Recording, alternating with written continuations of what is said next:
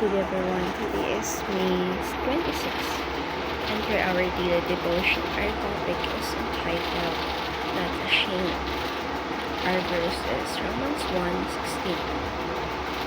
The righteous shall live by faith.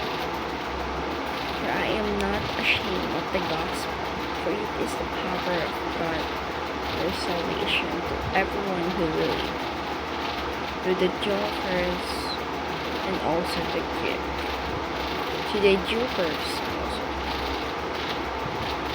I am not ashamed of the gospel, because the power of God for the salvation that we've been believing is in there. We must keep on reading. We just keep on doing the good work, and you just keep on understanding it.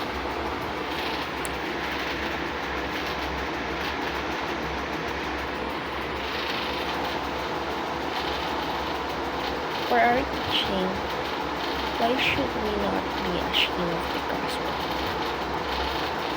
Jesus was not ashamed of us, but he was ashamed of the cross.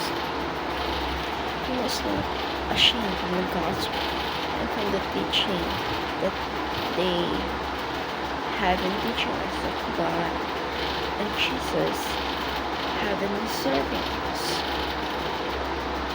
and also disciples. He was not ashamed because he was not ashamed when he was ashamed on the cross, and turned out that he was right, and he made him suffer a lot and face the consequences where he shouldn't have done or have suffered. It is insulting to Jesus if he's accounted here of it. It is insulting because Jesus as well. Therefore, having fear of insult means that we're not truly know him and understand him, because he is love, and we keep on fearing of the insult that we might take if we keep on following the gospel. The gospel is the power of God to salvation to everyone. Gospel is the power of God for our salvation, because through that we can attain the salvation, and with that gospel we can keep on helping one each other, keep on spreading in all nations the word of God. Our application: how can we be courage of obeying the gospel? Know what to say, have a sword across the gospel message.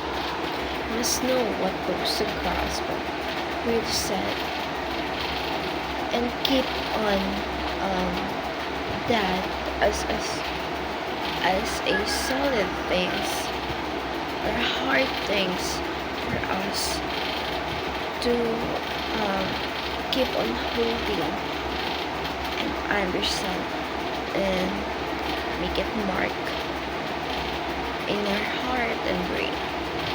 Say what you know. It is our responsibility to say that. It is like a cure to cancer, where everyone could have been saved if we've said it ahead. Therefore, the same things happen here. For them to have a salvation, to be saved from the eternal death and the suffering, we must share it. For them to know the things they should have done, so that they'll know how to sing and will have love and how to be safe. Trust the Spirit. It is responsible that the faith convert the heart. If we've done number 2, we must trust the Spirit.